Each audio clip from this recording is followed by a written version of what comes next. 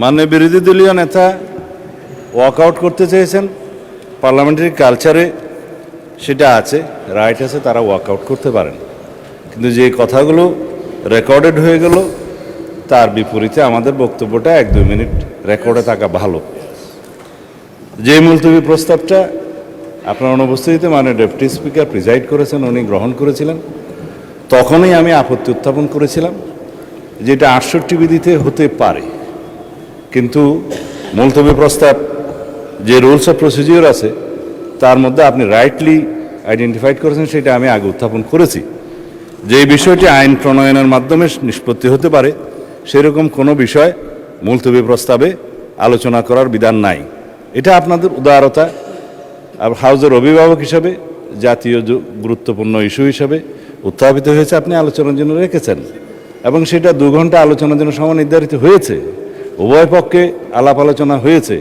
কিন্তু এটা যেহেতু বিধি বহির্ভূত এবং আলাপ আলোচনা হয়ে যাওয়ার পরে পার্লামেন্টের প্র্যাকটিস হচ্ছে ইট ইজ টকড আউট, আলোচিত হয়েছে, সুতরাং আলোচনার পরে নিষ্পত্তি কী হবে সেজন্য ভোটাভুটি দেওয়ার কোনো বিধান নাই। শুধুমাত্র মুলতবি প্রস্তাব উত্থাপিত হবে কি না, উত্থাপিত হবে অথবা হবে না তার উপরে ভোটাভুটির বিধান আছে। কিন্তু আপনি যদি তখন ভোটাভুটি বিধান দিতেন তাহলে পরে এই আলোচনার প্রস্তাব উত্থাপিতই হতো না।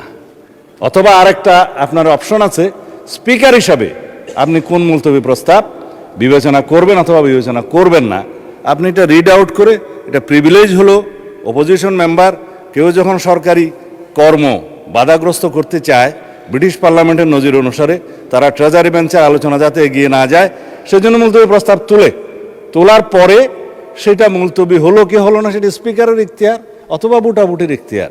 তখন মুলতবি প্রস্তাবটা আলোচনা না হলেও প্রিভিলেজটা হলো যে তাদের উত্থাপিত বিষয়টা আপনাকে পড়তে হয়, সেইটাই। আর আমরা কোনো মুলতবি প্রস্তাব এখানে রিড আউট করি নাই মাননীয় স্পিকার। উনি যেটা বলেছেন সেটা অসত্য বলেছেন। যেটা মুলতবি প্রস্তাব আমিও শুনেছি আজকে একজন বেসরকারি সদস্য উত্থাপন করতে পারেন, সেটা আপনাকে বিবেচনা করতে হবে, যেহেতু একই বিষয়ে আপনি বিরোধী দলের মাননীয় নেতার একই রকম মুলতবি প্রস্তাব আপনি গ্রহণ করেছেন। এটা প্রেসিডেন্ট হিসেবে as a matter of right বেসরকারি সদস্য সেটা ক্লেম করতে পারে। ধন্যবাদ মাননীয় স্পিকার।